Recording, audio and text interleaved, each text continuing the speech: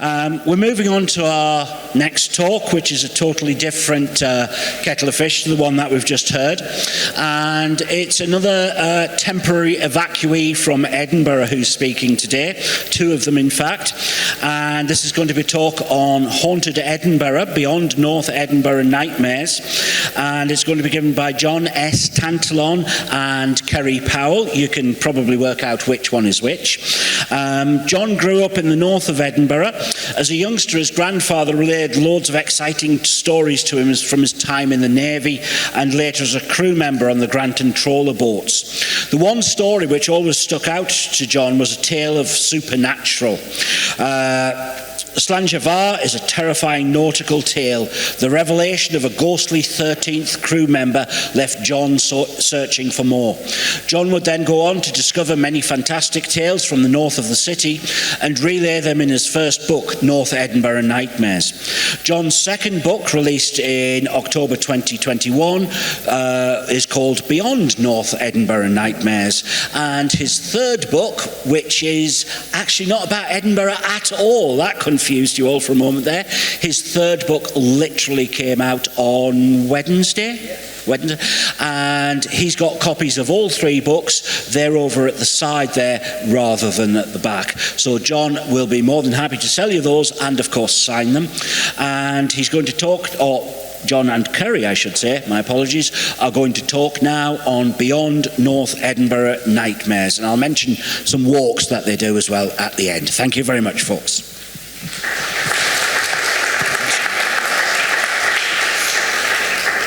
How are you doing? It's lovely to be back in Glasgow. The last time I was here was 32 years ago to see a band in this place. It's been a while. So what we're going to do today is we're going to talk about some of the things that we've done over the years, but mainly the second book, which is titled Beyond North Edinburgh Nightmares, which came out a couple of years ago. So what we're going to do is we're going to go for some chapters from the books today. And the very first one is Things That Go Bump in EH5. Now, as Gordon explained there, how I got into the whole kind of paranormal ghost thing all started with my granddad, who was a trawlerman called Dode, and that's where he sailed from back in the day. He used to sail from Granton Harbour. Granton Harbour is served by some steps, a set of steps called the Wardy Steps, which has some ghost stories of their own. As you can see, it's quite a spooky looking channel, and it's got some bars at the top called the Fishwife's Puzzle. These were created to stop people from stealing crails of fish, so they could not get up or down to the harbour. And the first story he ever told me was a story I'm going to tell you it all now. A wee ghost story in the afternoon. So what happened was he'd sail out of Granton and they'd go on their trawler boat to all parts of the country. They'd go out to Orkney, to Shetland, to the Faroe Isles. And on this one trip, the seas were calm, they were doing good travel, and from the back of the boat, a huge wave hit the boat called the Alma, and a crew member named Geordie Walker went over the side into the water. So, "Man down," they cried. They all rushed to the back of the boat. Geordie was nowhere to be seen. From out of nowhere, Geordie Walker came out of the water and back on the deck of the Alma. They had no idea how he could have went over and came back over. So they said to Geordie, what the hell happened to you, man? What happened? How did you go off the boat? And he says, it wasn't my own fault. It was the new guy. It was the 13th guy. He either tried to pull me or tried to push me off the side of the boat. They said, "Geordie, you're havering, man. There's no 13th guy." He says, "He's here." He says, "I saw him. I remember him right down to the tattoo on his hand. He had the tattoo of a harp and the word Slanjavar above it." So they all said, "Geordie, below deck, dry off. You're havering." My granddad knew different. So they got back to Granton Harbour, Fishwife's Puzzle, and they said, "Let's get the boat unloaded." They got the catch up into Middle Pier. They all went back. Instead of going home to their families they'd not seen for weeks, they went to a wee pub called the Granton Tap. And when they were in there, my granddad took Geordie aside and told him a wee story, and now so am I. Previous year, they were sailing the same route to the Faroe Isles. It was good conditions, a good catch. No one went overboard. And when they returned with all the catch, they got to Middle Pier. They ascended the steps, they got off, and there was a local man from Wardyburn called Mr. Ross. And he was climbing the metal railings up to middle. Peter, when suddenly he lost his balance, Mr. Ross went headfirst onto the deck of the Alma. My granddad ran over and he said, "Medic, medic, there's a man down." All he could do was hold this poor man's head together as the blood oozed between his fingers. He slowly passed out of consciousness, slowly passing. My granddad could see the men running along the pier. It was too late. All he could do was hold poor Mr. Ross's hand as the pulse slowly faded. And it was the same hand, when he turned it over, it had a heart and the word Slangivar upon it. That was the ghost story. So just along the road where I grew up, there was a famous story in Trinity Crescent. It was a story of a man it was from 1835, and it was featured in books of the time. It was a man that lived in a property there. And it was one of the first cases of a poltergeist story in Edinburgh, to the best of my knowledge. He was stationed at the nearby North Leith Fort. He had 2 daughters. One of them had died tragically under circumstances not long before, and the other daughter was bedbound. Her name was Matilda. There was strange events occurring. There was rappings on the wall. There was scratching on the floorboards. There was all kinds of strange things. And this poor captain and his daughter were going off their heads with the sounds. And it went on for quite a while. His name was Captain Molesworth. And it got to such an extent that he started falling out with his neighbour, who was the landlord, lived next door. It got so bad that he took his gun and he fired a hole in the wall. When things got so bad, he'd bring people from the fort to patrol the front of the building and make sure nobody was mucking about. There was nobody pretending to be the poltergeist. And that's when he turned on his poor bedbound daughter. They said that they discovered Matilda trussed up in a bag that she couldn't escape, and eventually led to her death. Nobody knows what happened to Captain Molesworth, if he was arrested or what happened, but they believe that it was possibly the restless spirit of her sister trying to protect her from what was going to happen to her. And that was just along the road. Just up the road from there is Woodbine Cottage. We do a ghost walk in Edinburgh around there, and this is one of the stories that we take people. It's a very lesser known story. From the time of the First World War, there was a family lived in this wee cottage. And her husband was away in war for 10 years. And during the time, the lady that lived in the property discovered a hatch in the middle of the floor. So curiosity got the better of her, saying, "Oh, under a rug, what is this?" She opened the hatch. Downstairs, there was a tunnel that went down to the water down at New Haven. The place is riddled with tunnels, all connected with piracy in Trinity. That's when things started to go strange. On record, there was the sound of screaming emanating from underneath the tunnels into the centre of the house. And she lasted another 5 years in the property till she moved out terrified. Now, I believe that underneath the property has since been filled in halfway, but how many other properties leading to the sea are still intact? That was the property at Woodbine Cottage. And I've spoke to people, it's just been recently taken over by new owners, and none of them seem to know anything kind of supernatural during their time so far. The second chapter in the book we're going to talk about is called The Restless Ghosts of Leith. Now, Leith was a borough of Edinburgh, separate, completely independent until 1920 in Edinburgh, until it was brought in with the council and they brought it all together. A lot of people for Leith don't like that. They still consider themselves independent from Edinburgh. And I've interviewed people over the years with some incredible stories from Leith. This was one of them. It was a man called Callum. Lived in this property here at the end of the street in the very last days of the 1970s at 92 Trafalgar Lane. And it didn't take long before him and his family realised there was something supernatural in the property. They'd hear footsteps going from one side of the house right to the other next door, which you can see along here. There's a big wall dividing it, and it'd go right through.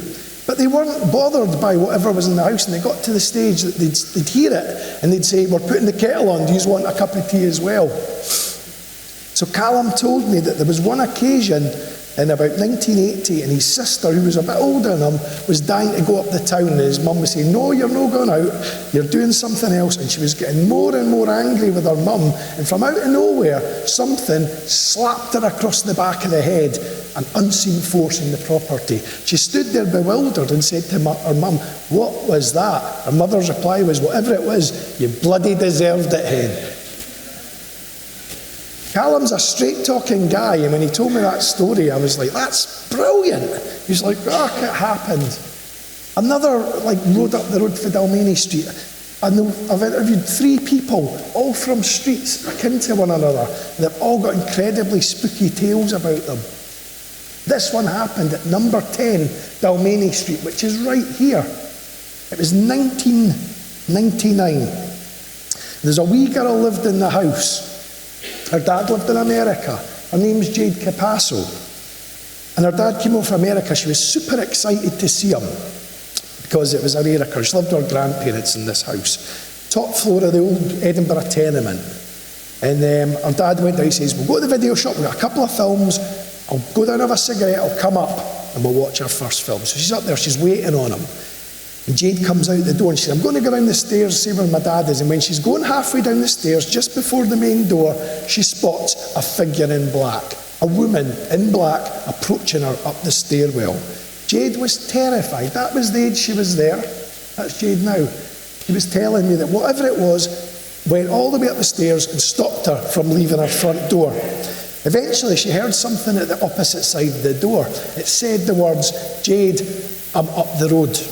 Time passed, and she heard footsteps again, and somebody claiming to be her father on the other side of the door. She didn't believe it, and she resisted opening the door, and when she eventually did, it was her dad. And the words he said to her, Jade, I've just been up the road.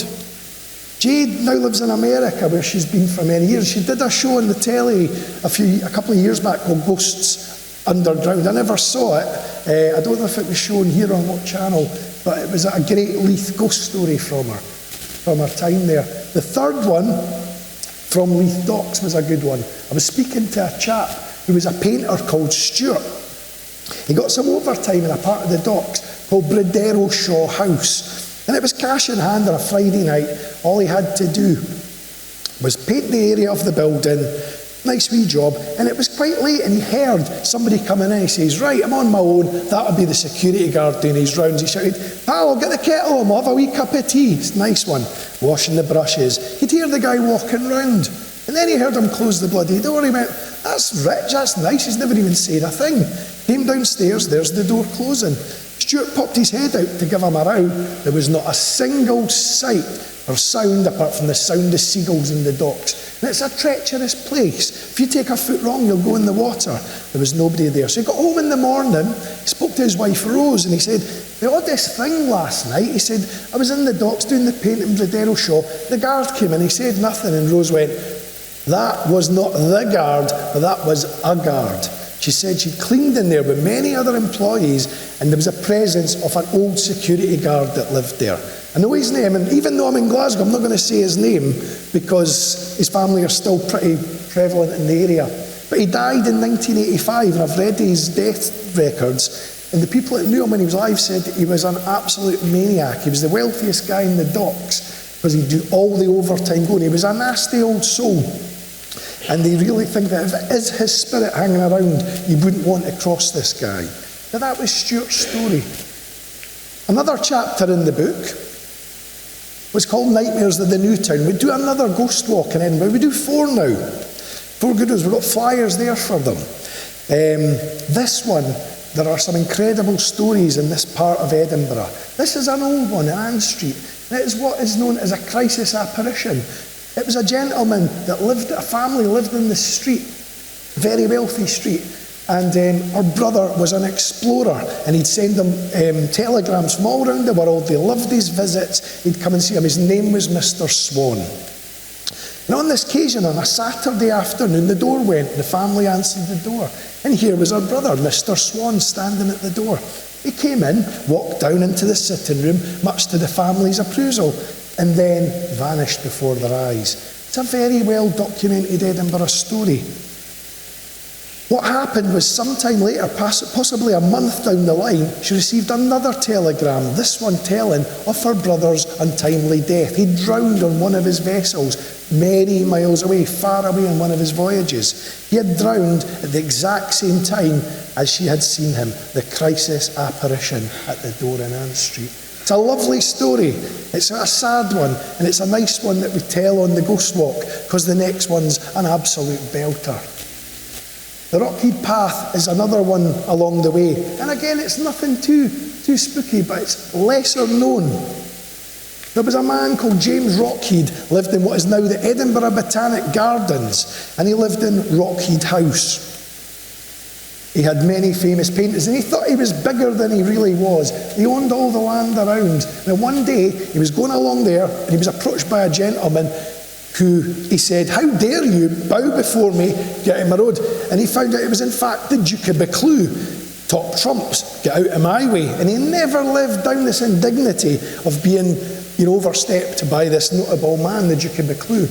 So, have any of you been to Mary King's Close? He's no Mary King's Close.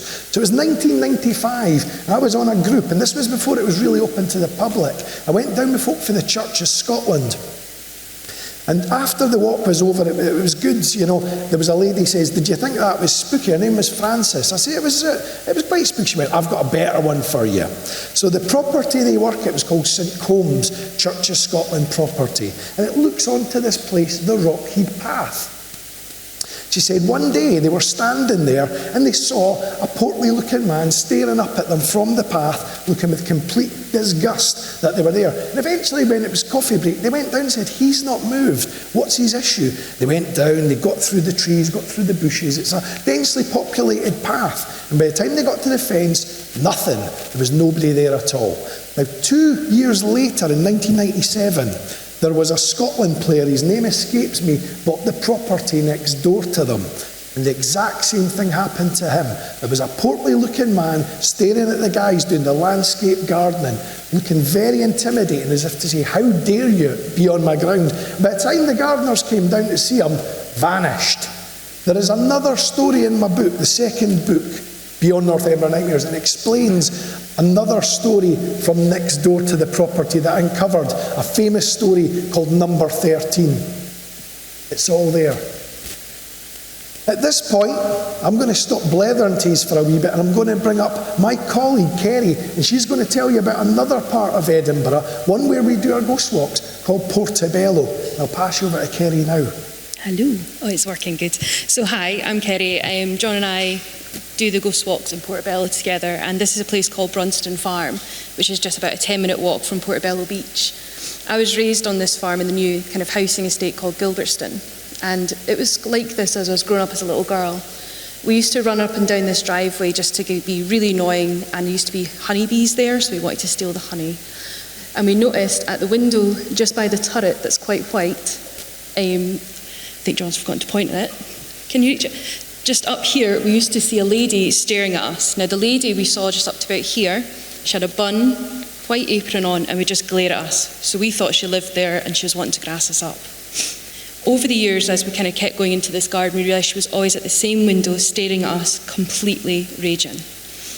Now, we kind of forgot about it after a while, and when John and I decided to do the Portobello video on YouTube, I told my parents about kind of breaking into this garden and getting stared at by this lady. And my little brother, who's 100% sceptic, told me that he also used to see the same woman, but she was floating in front of the window. He described her right down to a T. Now, we did find out that this is not the original Brunston house. It was actually demolished and rebuilt in the 1600s. So we're starting to think now that the apparition that my brother saw of the lady might be where the original house was positioned. I can't see it now, it's too many trees, so I don't know if she's still there, but it's something that I can still see in my mind's eye. Next one. Now, the piggery was part of the farm of Brunston Manor. We used to run about in this like crazy, and it had more roofs. It's a bit decrepit in this photo, so imagine it 10 years before that. We used to run straight down where you'd get all the pig skeletons, you would find bits where the owls had dropped, it was completely abandoned. And when you ran right to the end, it was about a 6-foot drop like this. When we went in, you used to get this horrible feeling of something right behind you. It was a cold, horrible feeling. It was right behind your neck. So we would dare each other to run down in the pitch black to see who the big feardy was. At the end, we used to see things going past, little kind of creature-looking things, little people things, running back and forth. But again, this was a 6-foot drop, but this was running as if there was flooring right there.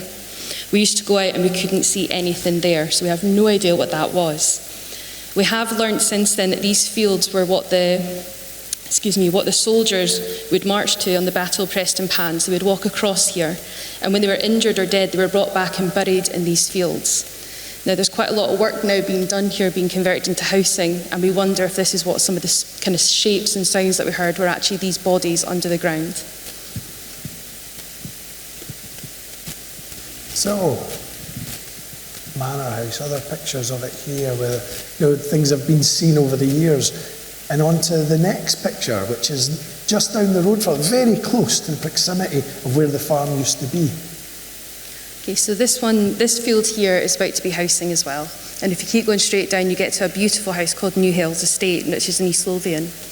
And when I was about 14, we were walking along this path, my friend Daniel and I, and we got to what we call the Roman Bridge.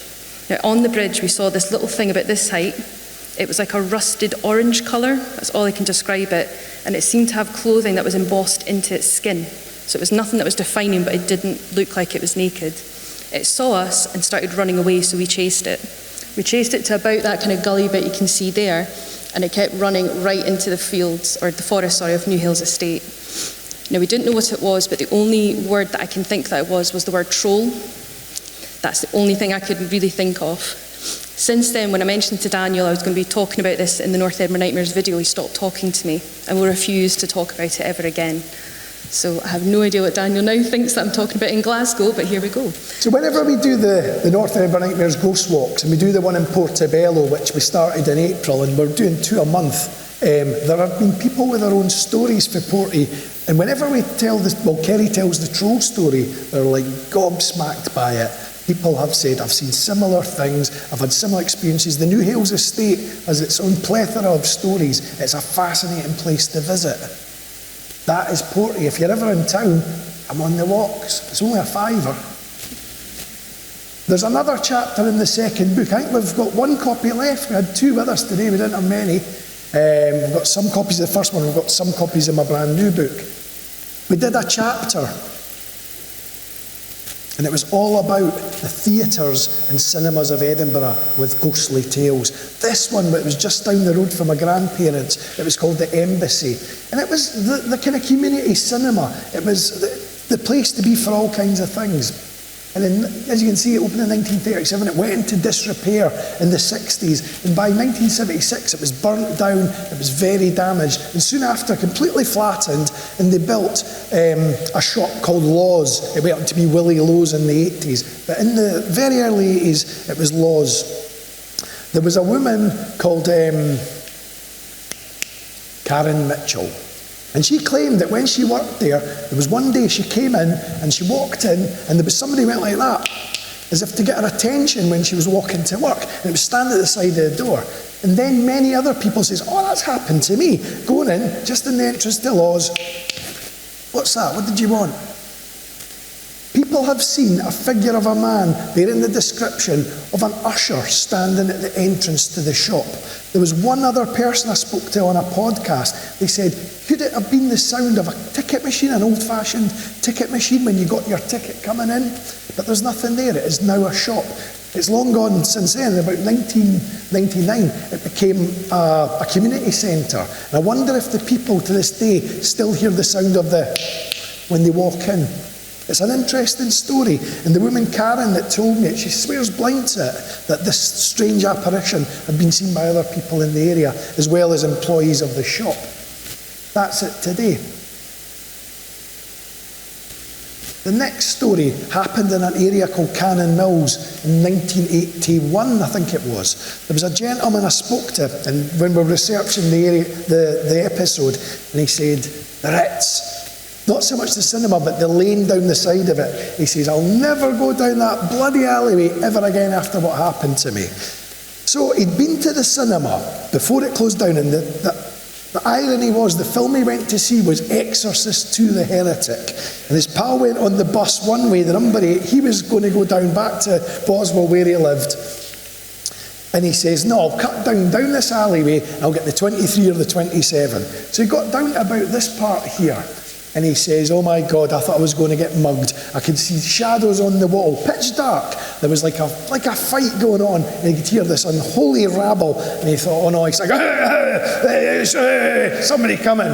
By the time he got to that corner, there was nothing there whatsoever. The next day, he went to his work at a printer's down the road, and he told it, and he was met with utter ridicule. So he still says to this day, I'm not going down that bloody alleyway. So we did some digging. I did ask some older people, and there has been some tragedies in this tiny little bit of Edinburgh, a nice little square of, streets. There was a terrible murder there in 1988 with a shopkeeper. There was a terrible instance where an old woman was found sitting across from the lane. She'd sat in her armchair for 5 years undiscovered, dead. It's a well-documented story. There was other tragedies happened, but here in the 60s, there was a terrible murder. Person was stabbed to death coming out of the Powder Hall racing and fell at the bottom of the stairs. But he didn't die of his injuries here. He dragged himself along the alleyway and was found dead where the chaps Paul had the experience. With no other kind of evidence, no people to back it up, but that is what we discovered about this alleyway. And the fact that there was a terrible incident there, even when you walk along it in the darkest days, it holds a mystique of just kind of nastiness. It's connected to the Ritz Cinema. We went and did another chapter in the book called Wines, Ales and Restless Spirits. Or maybe it's not in that book, but it's going to be in the next one. And what that was a collection of some of the pub stories from Edinburgh. There's many good ones, but my personal favourite is one called the Star Bar in the New Town, Northumberland Place. Have any of you heard of the Star Bar? Now, just the other day I was talking about my partner. She's absolutely horrified with this story. She set foot in the place. You've been in it, Gordon, haven't you? And she said, she says, I just don't like it. It's got a horrible atmosphere in it. She said, it reminds me of a story for Glasgow, though. She says, many years ago, she was over in Glasgow, her sister's here, and she went to a pub called the Sariehead, the Saracen's Head. Have any of you heard of this one? And it's supposedly got a wee head in the pub, a skull or something. This is a similar tale. Now, the Star Bar, it's been around for hundreds of years. And it is said that in the basement of the Star Bar is a skull that goes back to when it was a cemetery. It was a Jewish cemetery, and hence the name the Star Bar. For many years, it had the Star of David on the wall outside.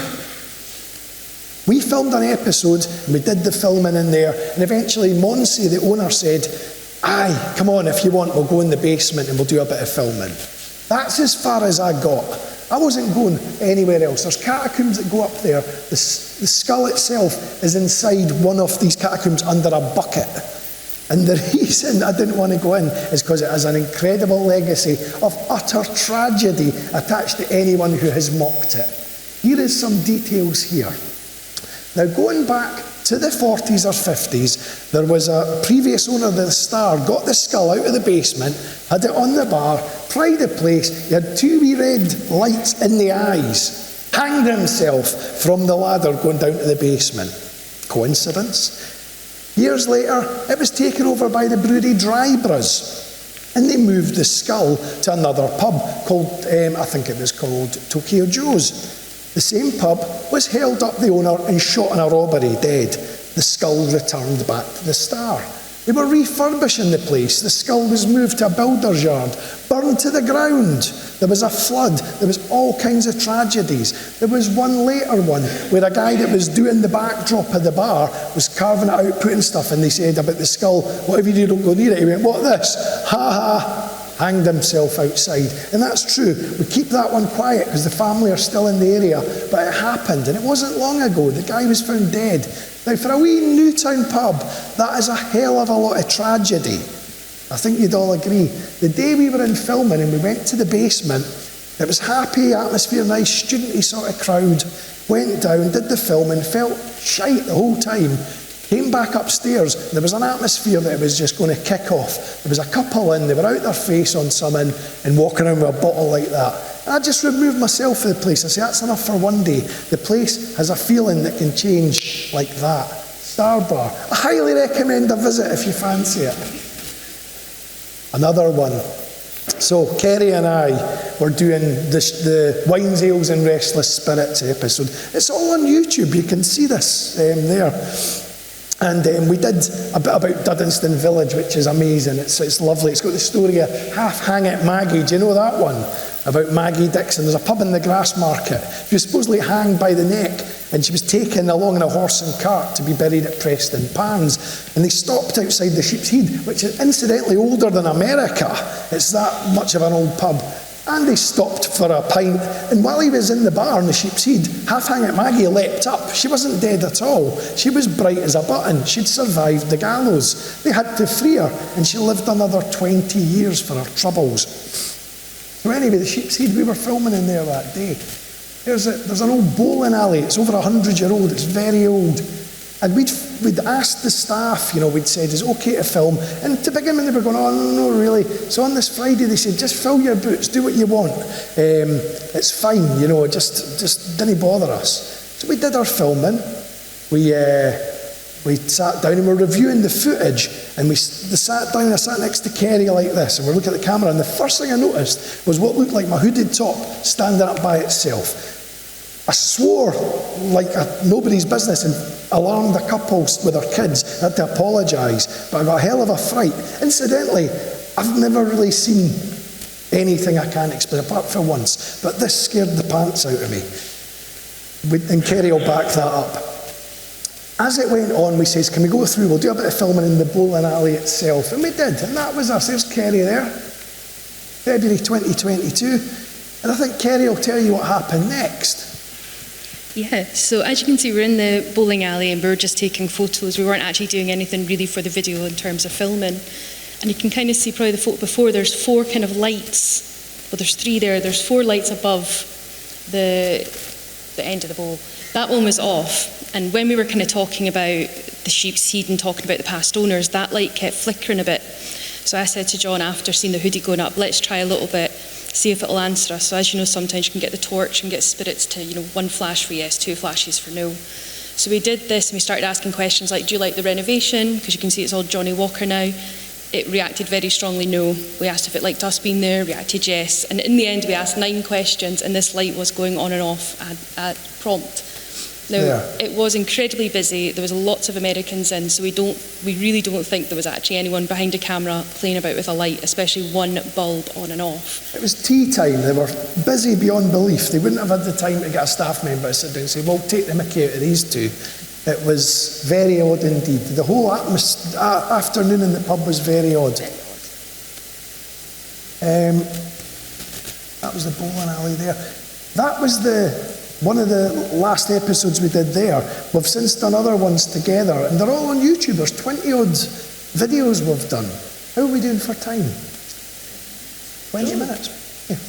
So this next one, when we do the Newtown story, there's, I said the Ann Street story with Mr. Swan. It's a lovely tale. I like it. It's about loss. It's about coming back to your family for the last time. And the story we do after that, we follow on, is hideous. And this is where it happened. Change Street in Stockbridge, which is a nice affluent area of Edinburgh now. But back in the day, it was a hovel. It was a slum. It had tenements. It had all kinds of kind of nasty people living there.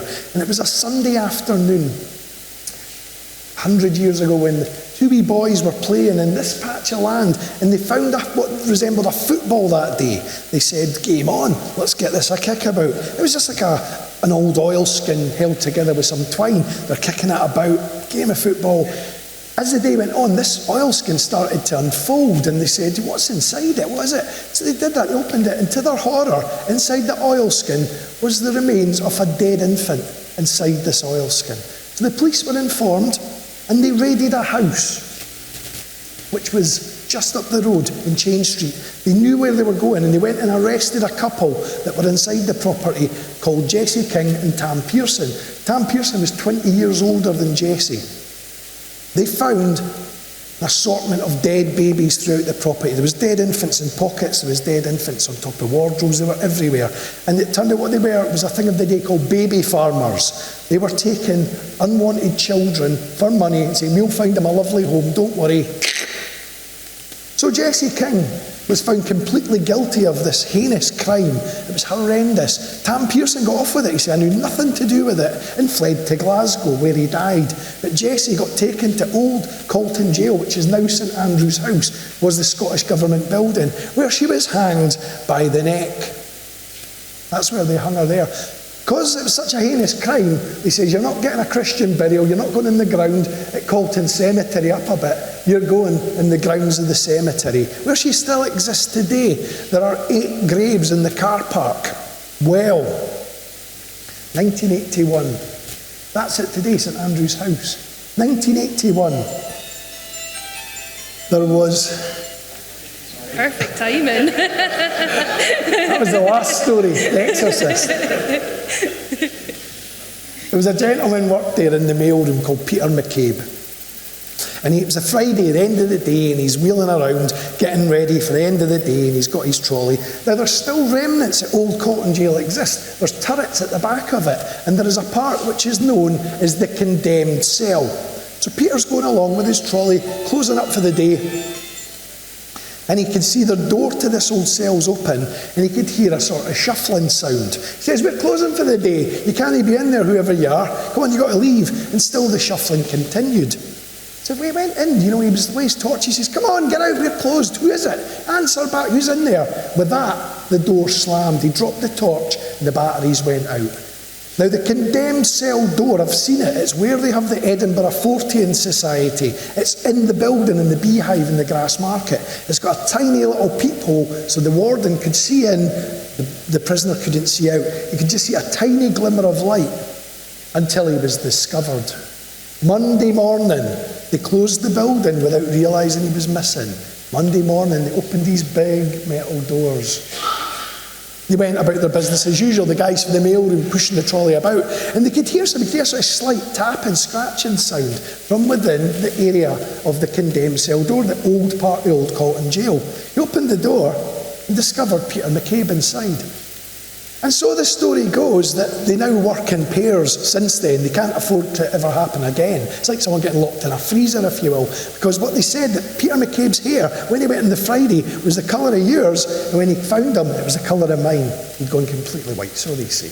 But it was a terrifying story. That sits outside the Old Calton Jail today. It tells you a bit about the ghosts. So, how much time we got left? 10 minutes. Might as well tell you another one. I'll tell you another 2 if you want. Tell you a couple of ghost stories. There was another story that I heard from a relative, and it was a belter. And if I've heard any similar ones, please tell me. This is one I always remembered from a young age. And it was a family in Royston, in a part of Edinburgh, where they lived in Royston Mains Gardens. And just along was an old man called Old Jock. And when Old Jock died, he had no family. And they said, something's got to happen with his personal effects, his bed and stuff.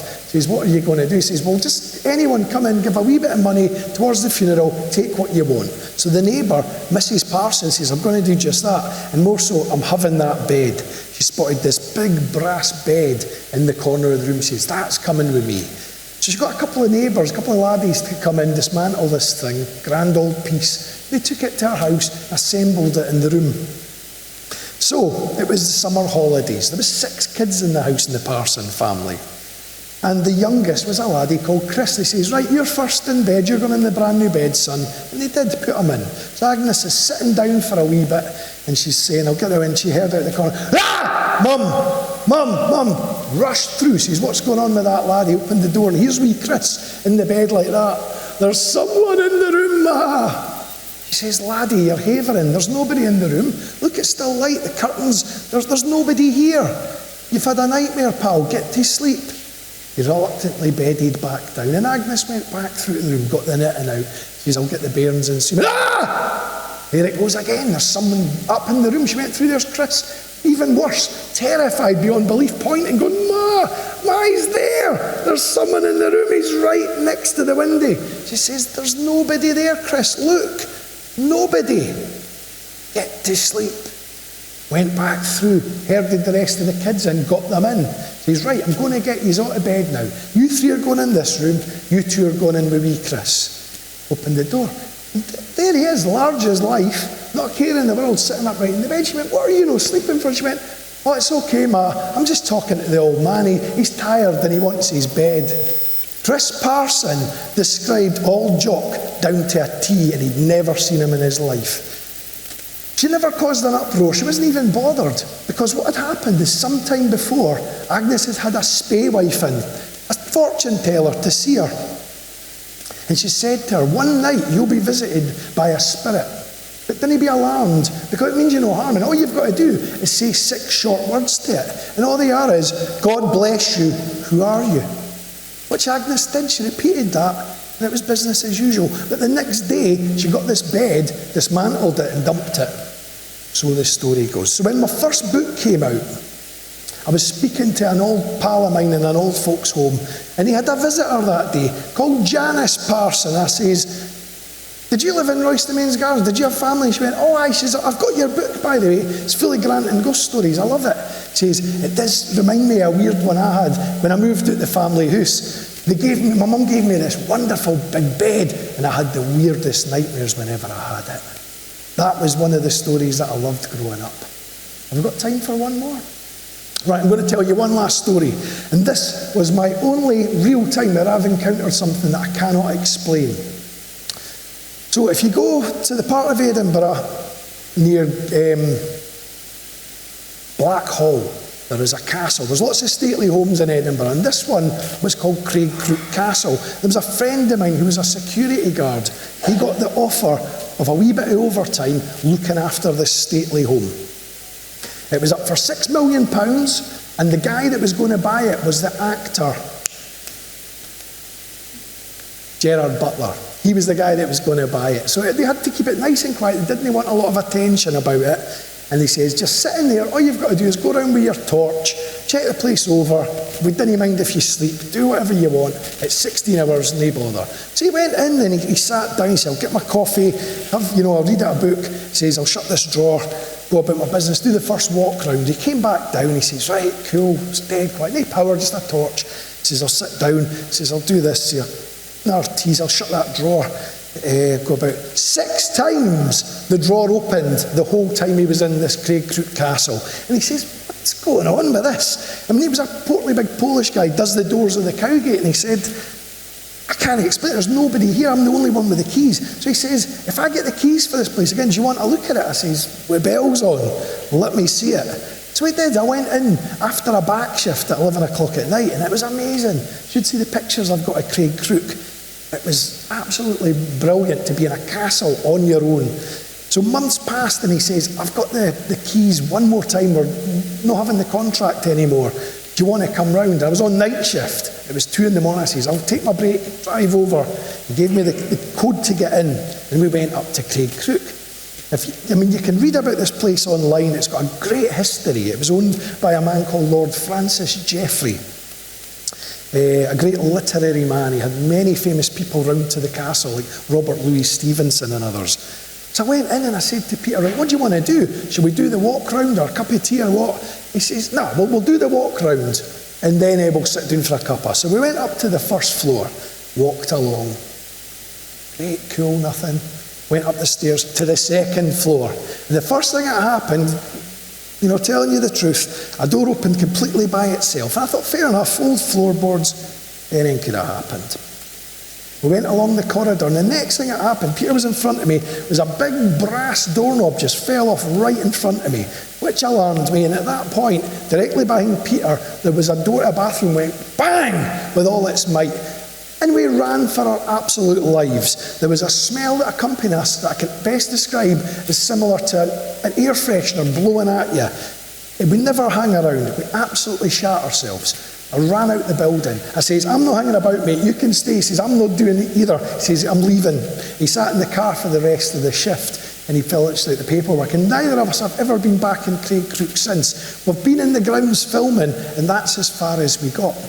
So, ladies and gentlemen, basically that is my own ghost story. And it still terrifies me to this day. It was 2014 when I first went there.